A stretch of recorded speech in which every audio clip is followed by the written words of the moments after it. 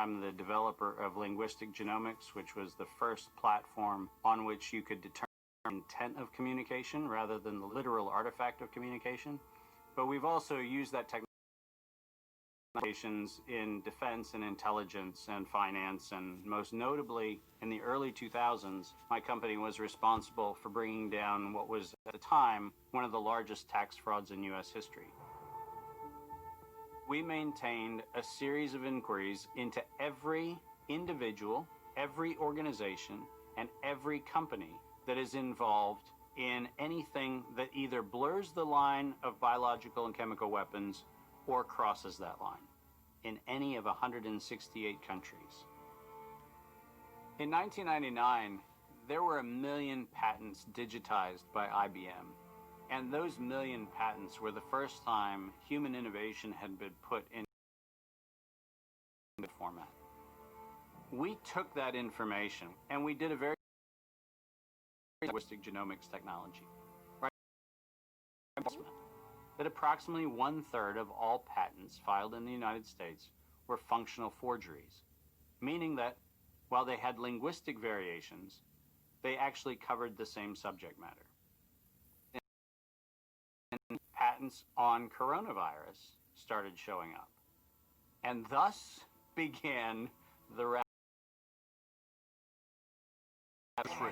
panic grips Hong Kong as a deadly virus sweeps through the city.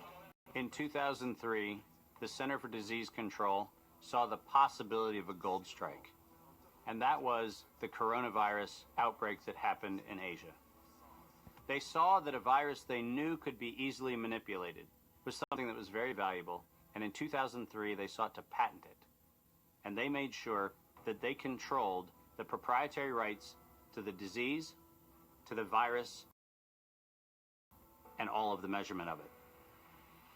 We know that Anthony Fauci, that Ralph Baric, that the Center for Disease Control, and the laundry list of people who wanted to take credit were at the hub of this story. From 2003 to 2018, they controlled 100% of the cash flow that built the empire around the industrial complex of coronavirus. The World Health Organization has officially named the novel coronavirus the novel coronavirus outbreak. The World Health Organization has declared an international public health emergency. I know that coronavirus manipulation started with Dr. Ralph Baric in 1999. The major characteristic, too, it's a good way. Hill, who's famous for his chimeric coronavirus research. In 2002, there was a recognition that the coronavirus was seen as an exploitable mechanism for both good and ill. On April the 25th, 2003, the U.S. Center for Disease Control filed a patent on the coronavirus transmitted to humans. Under 35 U.S. Code Section 101, nature prohibited from being patented. Either SARS coronavirus, a patent on it,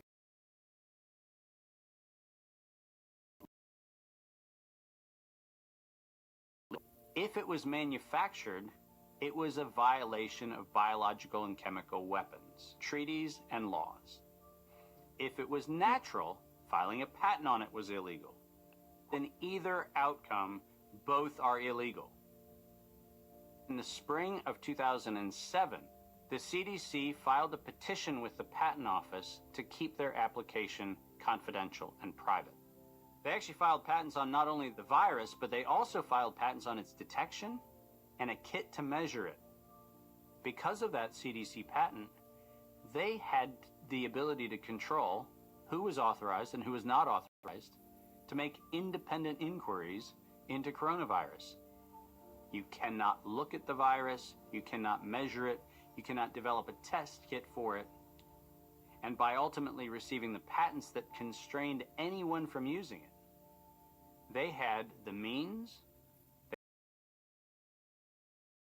they had the monetary gain from turning coronavirus from a pathogen to profit. Developing coronavirus vaccine has become a biotech arms race. This vaccine gold rush is starting to bother me. Gold rush. Let's keep that in mind. And so somewhere between 2012 and 2013, something happened. The federal funding for research that was feeding into places like Harvard, Emory, University of North Carolina,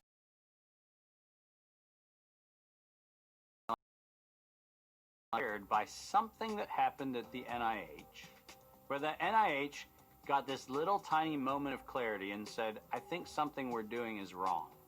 And in 2013, the NIH said, gain-of-function research on coronavirus should be suspended. The National Institutes of Health had a moral and social and potentially legal reason to object to research. But the letters that were sent to the researchers essentially said, you are receiving notice you at the bottom of the top means. But when the heat gets hot in 2014 and 15, what do? You offshore the research. You fund the Wuhan Institute of Virology to do the stuff that sounds like it's getting a little edgy with respect to its morality and legality. But do you do it straight way? No. You run the money through a series of cover organizations to like you're funding a U.S. operation, which then subcontracts with the Wuhan Institute of Virology. China could say the U.S. did it. And the cool thing is, both of them are almost telling the truth.